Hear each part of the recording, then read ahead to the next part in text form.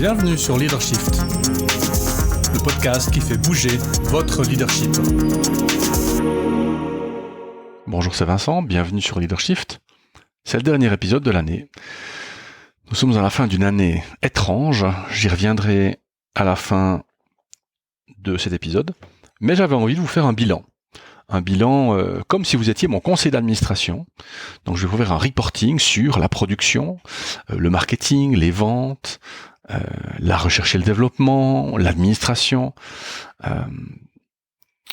Parce que je trouve intéressant, alors moi ça m'aide parce que ça m'aide à faire le bilan dans ma tête, et puis vous peut-être à découvrir certaines choses par rapport à l'activité de l'entreprise. Alors en termes de production, la prod, comme on dit chez Coapta, c'est 3 domaines, la formation, le coaching et le consulting. Alors en formation, beaucoup d'activités cette année et évidemment beaucoup de transitions, on y reviendra, en ligne. Donc alors un mandat que j'ai remis entre-temps, pour le canton du Jura, je formais encore les formateurs d'apprentis, qui est une formation que j'aimais bien donner, mais qui ne correspond plus finalement à mon cours de métier, donc je l'ai remise, mais j'avais 2 classes en début d'année. Avec la Swiss Connect Academy, anciennement Swiss Mobile Academy, je suis formateur, concepteur de formation chez eux en mandat. Et donc 6 classes de la Poste accompagnées au cours de cette année sur différents modules, qui sont les modules en fait principalement de l'association suisse de formation des cadres, donc des modules de connaissance de soi, de communication, de présentation, de gestion personnelle, de conduite d'équipe et de gestion de conflits, mais également 2 modules spécifiques en gestion du changement et en leadership digital, qui est disons comment gérer les équipes dans des contextes qui sont plus ceux qu'on avait avant. Donc digital, c'est un peu abusif, mais c'est aussi tout ce qui est ce monde moderne, VUCA, volatile, incertain, ambigu, et donc tout ça sous le titre du leadership digital.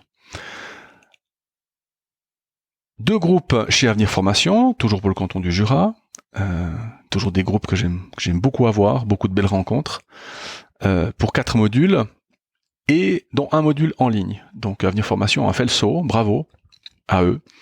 Pour une administration, c'est pas facile, peut-être beaucoup d'inertie, mais chez Avenir Formation, c'est pas le cas. Des gens qui décident, très dynamiques, donc qui n'ont pas froid aux yeux, et donc on a fait un module en ligne, bravo à eux. Pour la Confédération, un mandat en commun avec A4C, partenariat, un appel d'offres qu'on a gagné il y a 3 ans, de haute lutte, dont je dois dire on est très fiers. Et donc 3 classes à la Confédération pour donc ce cours de négociation, dont un en ligne. Bravo aussi à la Confédération qui a accepté de prendre le risque de faire une formation en ligne. Donc bravo à eux. Une collaboration avec Perform, qui est l'équivalent d'Avenir Formation, donc les organes de formation continue, mais pour le Nord vaudois. Un groupe en gestion personnelle, en blended learning. Donc là, on a fait encore mieux. On a fait du e-learning, c'est-à-dire des modules en ligne d'études seuls, accompagnés avec ensuite des petits modules Zoom derrière. Donc une nouveauté que je suis très fier d'avoir pu faire et que j'espère pouvoir développer en 2021. Un client historique avec 4 groupes de formation, tout en ligne, donc bravo à eux, en gestion personnelle, en développement de l'assertivité aussi, en français et en anglais, un groupe en anglais, je crois que c'est ma seule formation de l'année animée en anglais, et puis communication pour non-managers. J'ai aussi un autre client plus récent avec lequel on a aussi fait du blended learning. Alors là, cette année aurait dû être une grosse année. On a commencé l'année dernière et évidemment avec le Covid, ça a été compliqué. Mais j'ai bon espoir qu'on puisse reprendre en 2021. J'ai eu le plaisir d'animer un groupe Improv Leadership avec Fabien Noir d'Ekima. Donc notre formation sur le développement du leadership personnel avec des exercices, un apport du théâtre d'improvisation. C'était quand ça allait mieux, c'était en août, on pensait que c'était terminé, donc on l'a organisé en présentiel, et donc c'était très intéressant de le faire comme ça. Un groupe base du management, début novembre, avec masque, en présentiel. Pas facile, mais je crois que ça s'est quand même bien passé. Et puis un cours en ligne, aussi de négociation avec des directeurs des directeurs d'école grâce à la HEP. Donc voilà, en formation, une année riche, une année diverse, comme je les aime, avec beaucoup de sujets, beaucoup de personnes rencontrées, beaucoup de personnes formées, j'espère quelques compétences développées. En coaching cette année, 8 séquences de coaching. Je compte beaucoup sur le coaching l'année prochaine pour pouvoir continuer à développer mon activité. Je pense que par les temps qui courent, c'est pas une nécessité, mais disons, je pense que c'est une approche qui est intéressante. Donc 8 personnes en séquence et une quarantaine de personnes coachées dans des packages formation, puisque cette année, j'ai décidé de systématiquement proposer pour tous les thèmes qui en valent la peine des mini-séquences de formation dans des mini-séquences de coaching dans mes séquences de formation. Donc, par exemple, vous avez une formation en développement de l'assertivité, par exemple, qui est un thème, une approche éminemment personnelle, et donc dans le cadre de la formation, il y avait 2 séquences courtes de coaching, 2 petites sessions de coaching pour aider les personnes à personnaliser, à s'approprier vraiment et à trouver des solutions très personnelles pour le développement de leur assertivité. Donc cette approche fonctionne très bien, beaucoup de gens très satisfaits, puisque vous voyez la formation elle-même ouvre l'esprit, donne les ressources, donne les outils, commence à mettre en place les outils, mais ces mini-sessions de coaching derrière aident vraiment la personne à personnaliser, à prendre pour elle. Du consulting aussi, un workshop avec une direction, c'est très intéressant, 3 coachings d'équipe, une enquête Covid, un culture scan, on en parlera après, et puis j'ai officié une fois comme expert aux examens de la SFC, l'Association Suisse de Formation des Cadres. Les highlights de l'année au niveau production, beaucoup de rencontres très intéressantes, mais je dois dire que le Culture Scan a vraiment été une révélation, une entreprise qui est en croissance et qui se pose la question de savoir comment est-ce que dans ce contexte de croissance, elle peut conserver son esprit particulier. Ça, on dirait sa culture d'entreprise. Et donc un mandat fait en collaboration avec une entreprise dont je vous parlais tout à l'heure. Donc voilà, ça c'est un des highlights de l'année.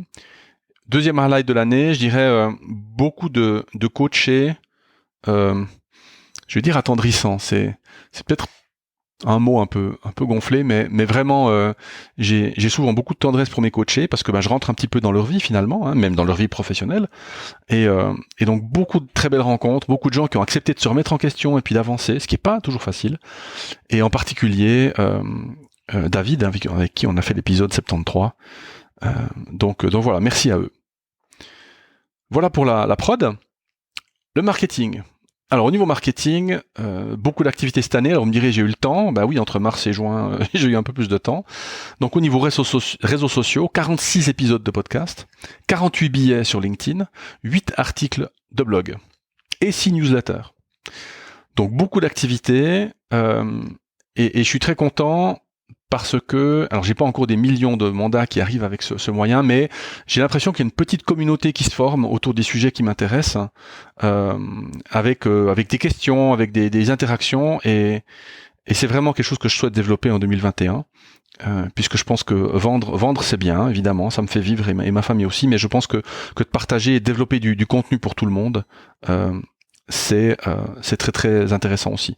J'ai démarré une chaîne YouTube, alors malheureusement pas pour des vidéos, puisque j'y réfléchis mais je m'y suis pas encore mis. La chaîne YouTube c'est pour le podcast en fait, puisque des gens m'ont dit mais finalement nous on écoute ces trucs là sur YouTube, pourquoi tu fais pas une chaîne? Et donc voilà, du coup je l'ai fait. Le site internet Marketing Toujours a été revu. Je suis pas encore complètement satisfait, je l'ai refait moi-même parce que j'avais un peu le temps. En mars-avril, et donc normalement plus simplifié, plus direct, avec plus de choses que j'espère pertinentes par rapport à ce que je propose. Donc voilà, je suis ouvert à toute critique, à tout commentaire. Merci d'ailleurs à Florence qui m'a fait une revue de mon site internet gratuitement. C'est une pro de la com, et donc elle m'a donné beaucoup de choses à faire. Alors j'ai toujours ça dans ma to-do list et j'espère pouvoir y arriver d'ici la fin de l'année, voire début de l'année prochaine. Donc un passage au digital pour moi qui s'est fait cette année. Alors évidemment mon passé dans l'informatique m'a aidé, c'est un avantage concurrentiel certain pour moi par rapport à d'autres collègues concurrents.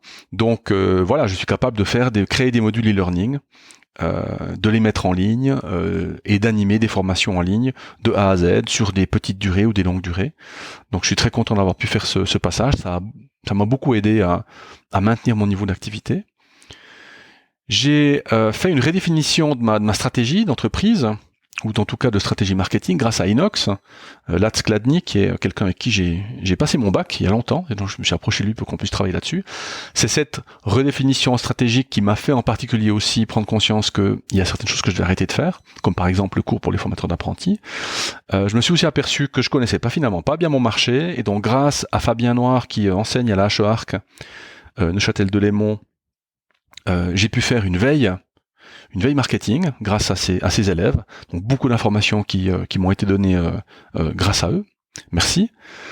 Et 3 nouveaux produits cette année, toujours dans le marketing de l'entreprise. Donc 3 nouveaux produits. Le premier, je me suis lancé dans la formation en développement personnel fin d'année dernière, début de cette année, avec un produit qui s'appelle le courage de dire, dont j'ai parlé dans ce podcast. Bon, honnêtement, ça marche pas. Je pense que je fais pas assez de marketing et je suis pas assez bon dans le marketing personnel. Il faut dépenser pas mal d'argent. Donc, on verra si j'abandonne ou si je continue. Cette formation est sur mon site internet, en fait, mais je crois que je l'ai vendue à 2 personnes. Donc, c'est pas top. La formation à 77 francs. Alors, c'est pas très cher. Donc, il faut en vendre beaucoup pour que ça vaille la peine. Alors, je peux vous dire que j'y passé beaucoup de temps. Mais voilà, pour l'instant, c'est là. On verra si je l'active ou si j'en profite, l'année prochaine. Un nouveau produit Alter Ego, donc la hotline pour dirigeants. C'est un produit qui se veut novateur.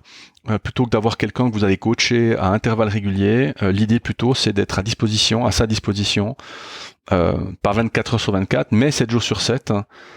Donc c'est un produit premium destiné aux dirigeants, aux gens qui ont besoin d'avoir quelqu'un à qui parler pour prendre leurs décisions, pour avoir plus de clarté. Donc Alter Ego, que je suis en train de lancer beaucoup plus en cette fin d'année, beaucoup d'efforts en marketing là-dessus. Et puis alors mon dernier nouveau produit, mon nouveau-né, le Culture Scan, que j'ai pu mettre en place une première fois sous cette forme. Alors j'avais déjà fait des éléments évidemment du produit séparément, indépendamment, mais c'est un packaging et une approche qui est novatrice. Donc l'idée c'est de comment déterminer sa culture d'entreprise, comment déterminer c'est ce qu'on appelait avant, enfin ce sont des composantes, la vision, la mission, l'esprit, etc. Donc comment déterminer tout ça pour aider l'entreprise à développer, puisque ces choses-là sont vécues par les entreprises évidemment, mais de manière un peu inconsciente. Et notre travail, c'est de le rendre conscient et de le rendre du coup hyper productif, puisqu'on peut développer des aspects très précis, certains processus, certaines manières de faire dans l'entreprise pour booster la productivité de la boîte. Voilà pour le marketing, réseaux sociaux, produits. Au niveau networking, en février, j'ai commencé à faire partie d'un réseau d'entrepreneurs qui s'appelle le Business Network International, le BNI. Donc beaucoup de rencontres très très intéressantes aussi avec des gens du BNI. J'ai aussi fait une conférence formation sur l'efficience personnelle grâce au GJD, le groupement des jeunes dirigeants de ma région, donc Jura-Bernois-Bienne. Donc c'est très intéressant.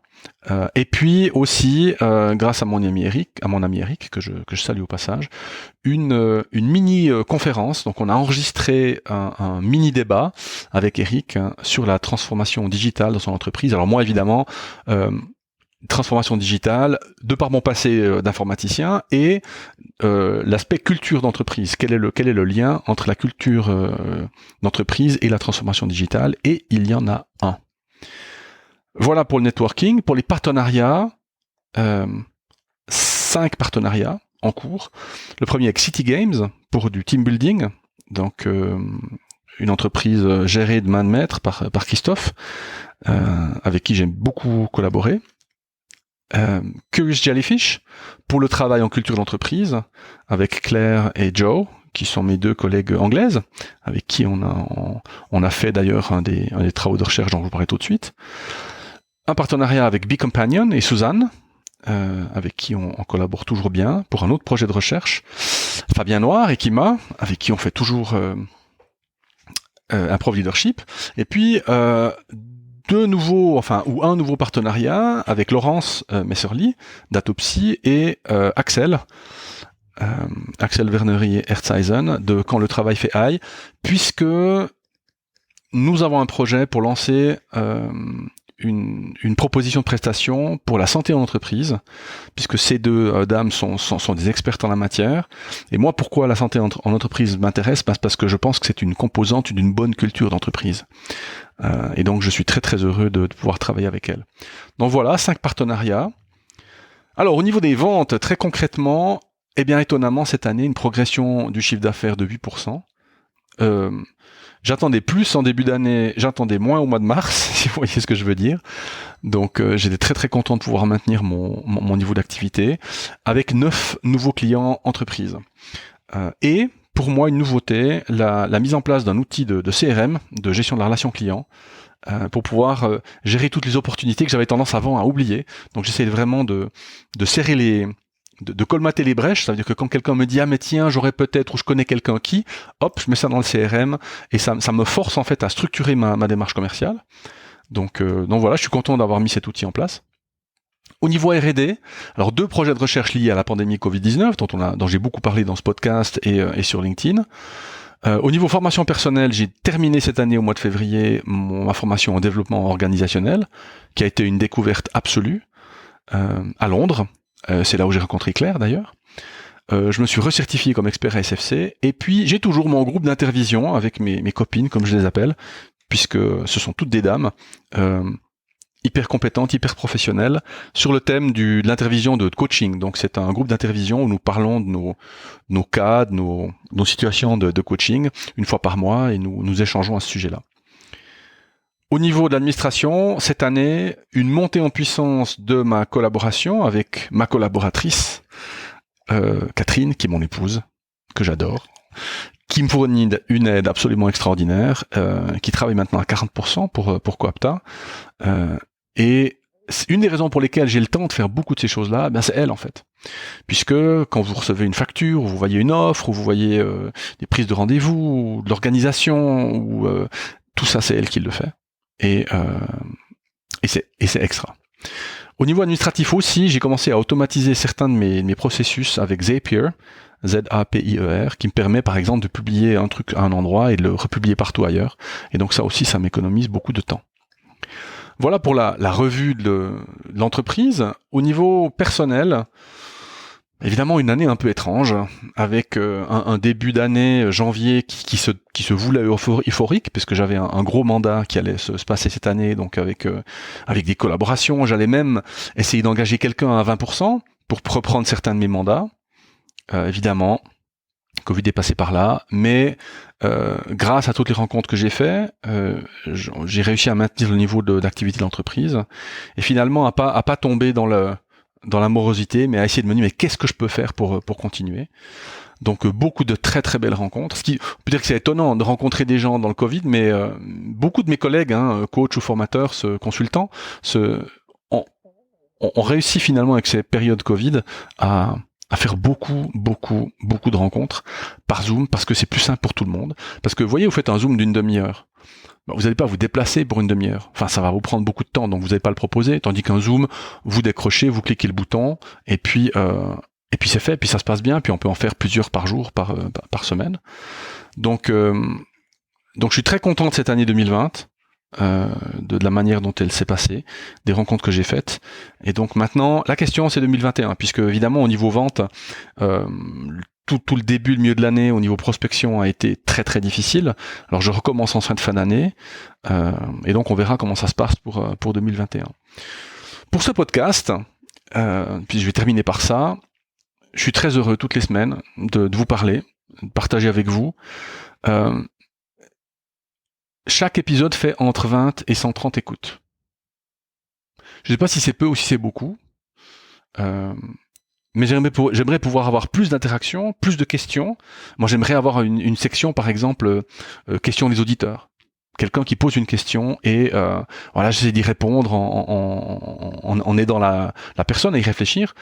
Pour moi, ce serait génial de pouvoir faire un segment comme ça dans ce podcast. Mais pour ça, il faut que j'ai des questions. Puis des questions, j'en ai pas beaucoup. Alors, du coup, je vous le dis à vous qui m'écoutez, posez-moi des questions. Une autre chose que vous pouvez faire si vous voulez aider ce podcast, c'est d'aller sur iTunes et de laisser une revue. Ça prend, qu'est-ce qu'on va dire, 2 minutes, 3 minutes.